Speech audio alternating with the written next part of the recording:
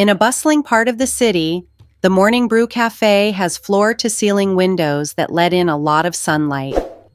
Every morning at precisely 6 o'clock, Sarah, the chief barista, arrives to kick off the day. As the air is filled with the powerful aroma of freshly ground coffee beans, she carefully inspects each piece of equipment.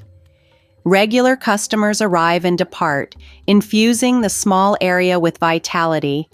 During the morning rush, business people pick up their usual orders, students settle into corner tables with their laptops and textbooks, and elderly couples speak quietly over steaming cups of coffee, all moving with skilled precision.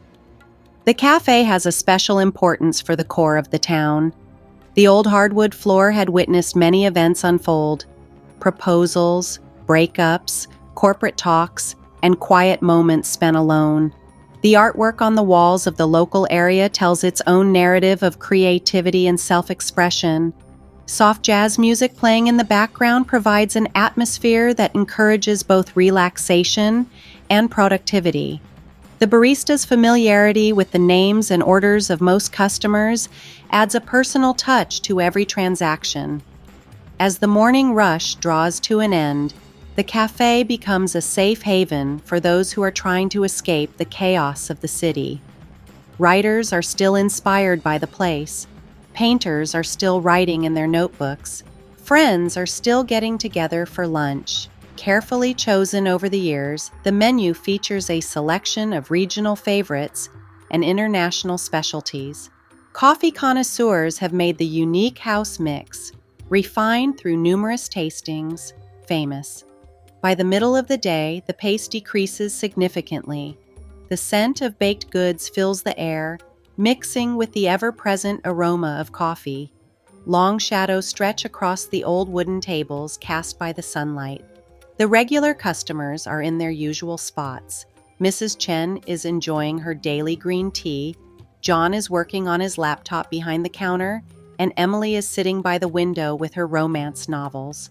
With a sense of professionalism, the personnel anticipate the consumer's demands before they even speak. However, today feels different. The air feels odd, as if the cafe itself is aware that something is going to happen. There appears to be less normal talk and more of the sound of cups clinking against saucers. Maria, who has a lot of experience as a waiter, mentions the odd atmosphere to her companion. As she places pastries in the display case, she remarks, "Today feels different somehow." The cafe's reputation has grown beyond the neighborhood where it is located. Food experts praise its reliable quality and authentic atmosphere. Local magazines have included them in their best of the city lists. Nonetheless, it has a simple charm that makes it accessible to people from various backgrounds. The prices are still reasonable, the service is kind, and the atmosphere is welcoming. As the shadows of the afternoon lengthen, the cafe prepares for its midnight transformation. The softening of the lighting offers a personal environment for persons who are searching for a tranquil supper or a late-night talk. The evening menu features a variety of light meals and desserts, as well as a wide selection of teas and coffees. Regular patrons understand that this is the ideal time to secure a window seat, ideal for witnessing the vibrant city's nightlife. The team takes pride in keeping the cafe's atmosphere welcoming and cheerful. When regular customers deviate from their usual habits, they express concern by asking questions about the days they missed or the changes they made to their orders. This careful attention to detail has resulted in a loyal customer base that views the cafe as an extension of their own homes. People commemorate many events, including birthdays, anniversaries, and career milestones within these walls. As the afternoon progresses, the difference in the atmosphere today becomes more and more apparent. Even the most indifferent customers may sense that something is off. It appears that the cafe is waiting for anything or anyone to break from the usual routine. The regular visitors exchange glances, sensing that something is different but without knowing the source of the shift. As the clock nears 3 o'clock, The usual decrease in the number of clients begins. During this time, the personnel clear tables and restock supplies. The gentle hum of conversation and the distant sound of traffic accompany their movements. They have no idea that in just a few seconds, an unexpected visitor would show up and turn their ordinary day into something extraordinary, setting off a chain of events that will have a significant and surprising impact on the lives of many people. When the glass door opens slowly, the peaceful afternoon atmosphere of the cafe is disrupted. An elderly man who is probably in his 70s walks slowly inside. His attire is completely clean and polished, but it still displays signs of wear and age. The polish on his shoes reveals the scars from previous repairs. The dark blue suit jacket has fading stains at the elbows. He speaks softly, his voice trembling slightly, but still seeming dignified. "Excuse me," he adds, "would you mind getting me a glass of water and maybe a small piece of bread?" The request lingers in the air as the conversation gradually comes to a halt. Several clients look up from their laptops and phones, their expressions ranging from amazement to discomfort.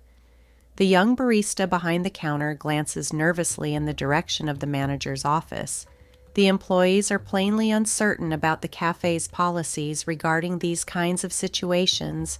A group of well-dressed men at an adjacent table are exchanging bitter stares and muttering comments that are barely audible but clearly judgmental. The manager steps out of his office with a professional demeanor and says, "Sir, I'm afraid we don't provide complimentary items," he says gently. "Perhaps you would feel more comfortable at the shelter 3 blocks down." The old man reaches into his pocket and pulls out a well-folded handkerchief. When he opens it, a few battered bills and coins tumble out. "I can pay," he says calmly, "whatever they might afford."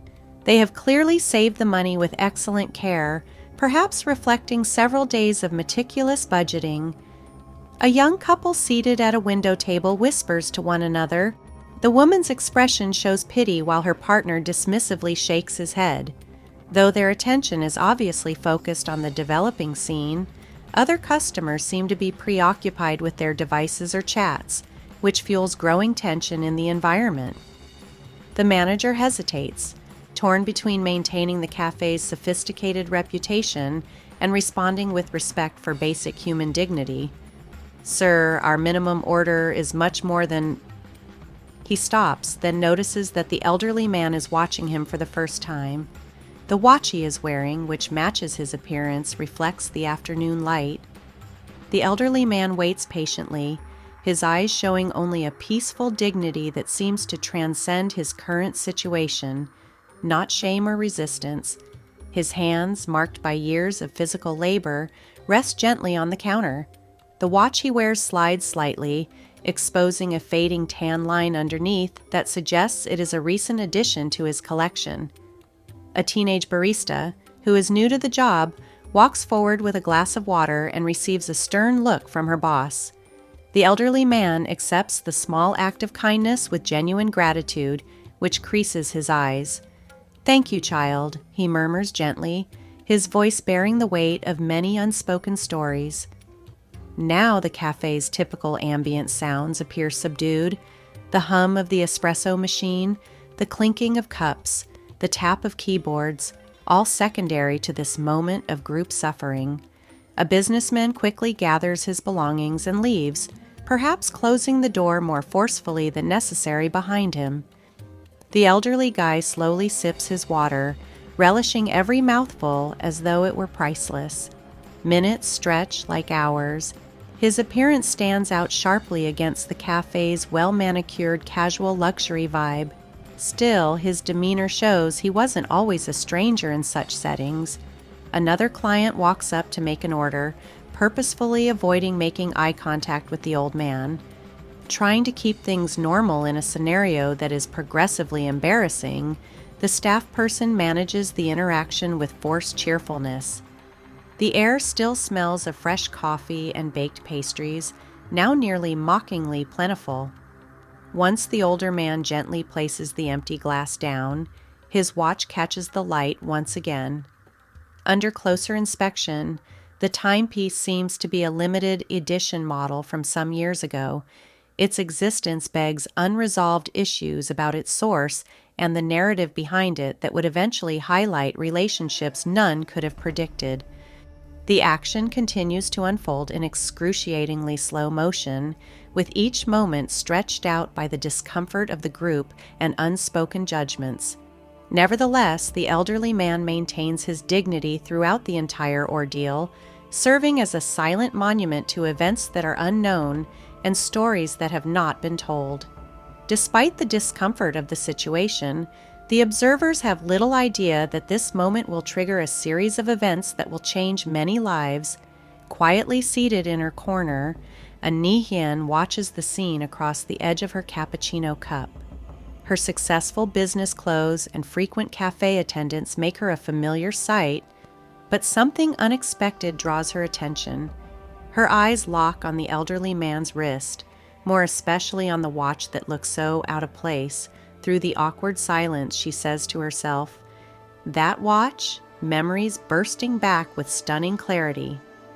She had especially ordered a limited edition clock 5 years ago, carefully selecting every element. On their second anniversary, it was supposed to be a gift for Min Vu, a symbol of love, and Nihyen rises from her seat with graceful poise and walks toward the counter. Her voice cuts through the tension in the air. "I'll cover whatever the gentleman would want to order," she says. As she turns to speak to the old man directly, the other customers pay fresh attention.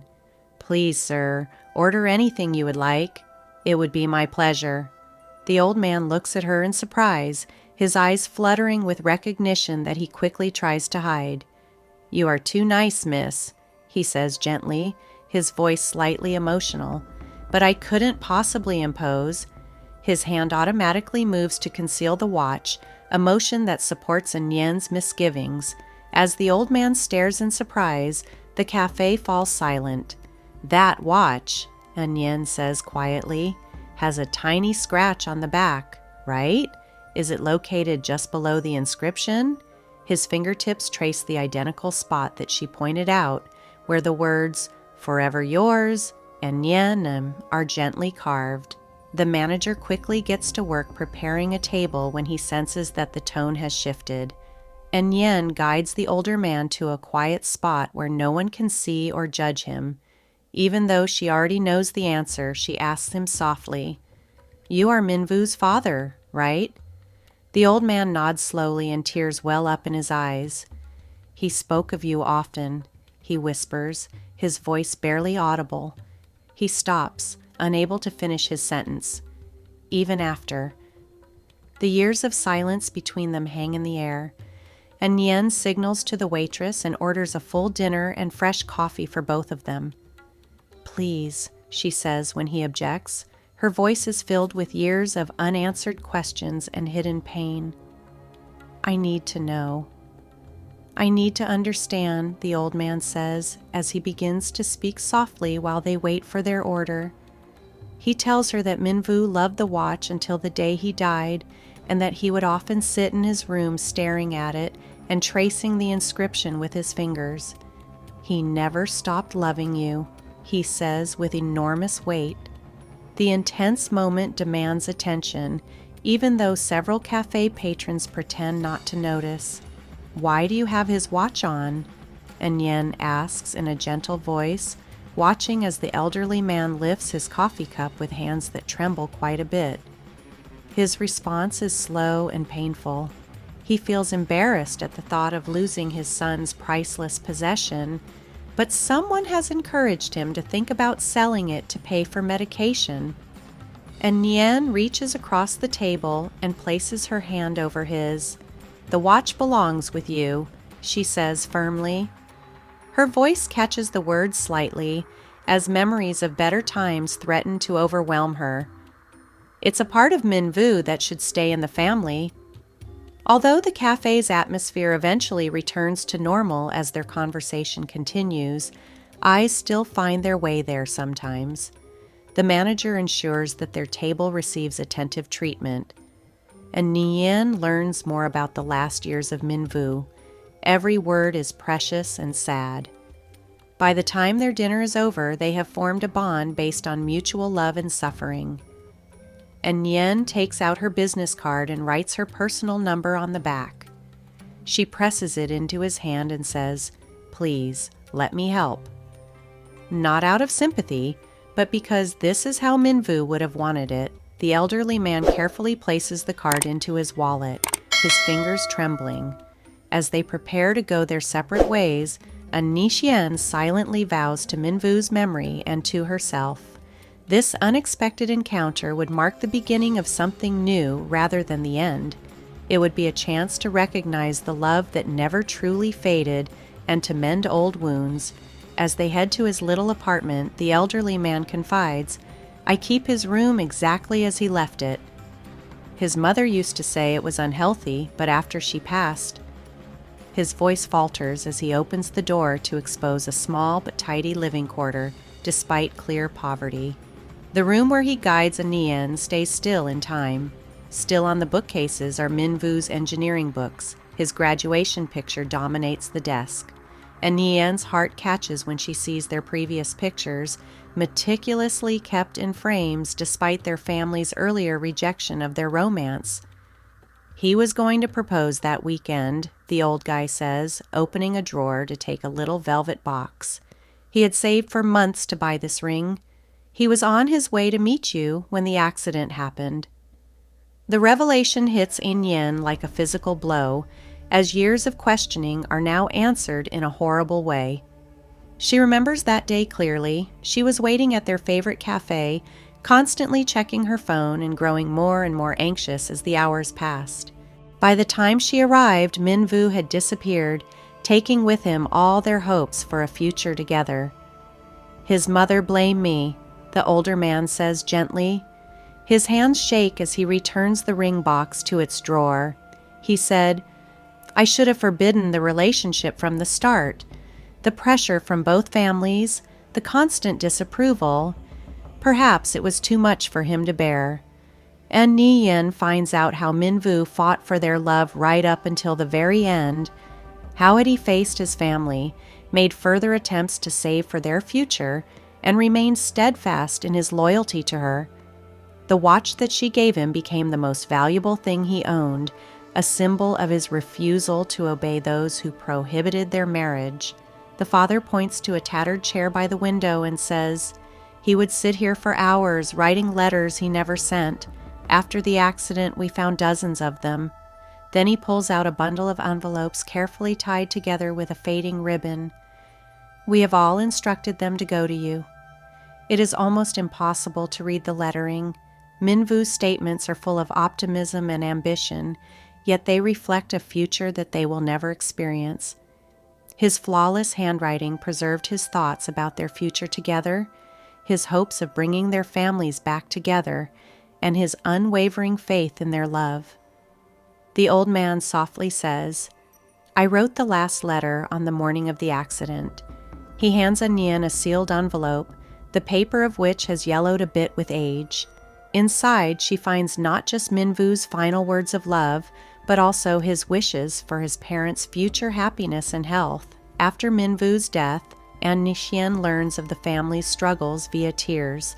The family experienced many difficulties, including the illness of his mother, the growing medical debt, and the slow decline into poverty.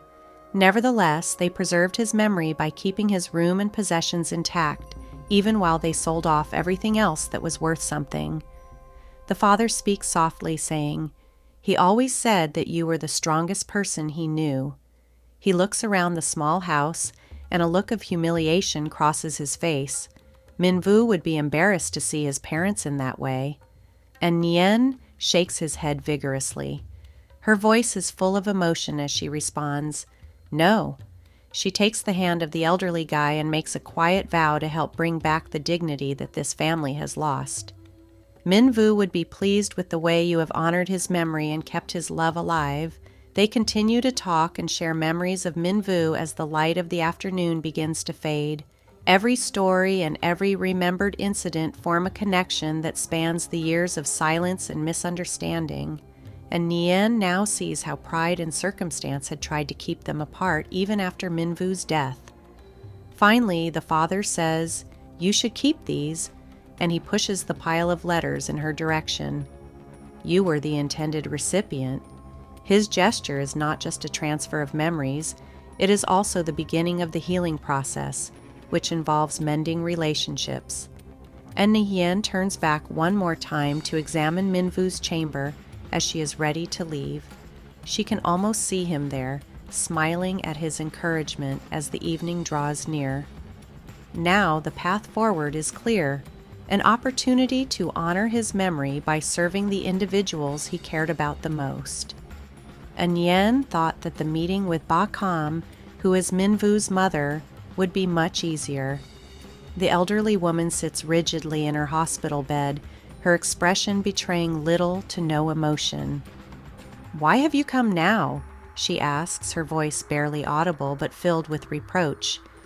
"After all these years, what rights should we be able to enjoy again?" Anyan asks softly, keeping a respectful distance. "By the way, I ran into your husband by chance." "When I saw Minvu's watch," she continues, but her voice freezes. She forces herself to continue speaking. "I couldn't walk away, not again." Ba Kam's bitter laugh pierces the sterile air of the hospital. She tightly clenches her fists around the thin bed cover. "That watch. I told him to sell it months ago. We needed the money for treatments, but he refused, said it was all he had left of our son. The son we lost, thanks of course to you." The accusation hangs heavily in the air between them, and Nihien remains steadfast, even though she can feel its weight. She speaks softly. "I loved your son. I still do. I live every day knowing that our love hurt him, but I never stopped loving him." "Love?" Ba Kam's voice suddenly bursts out. Tears begin to run down her bruised face. "Your love killed my son. We fought against it with everything we had, but it all came together to take him away from us. Do you know what it feels like to lose a child? Could you imagine waking up every morning with the knowledge that you would never see his smile again?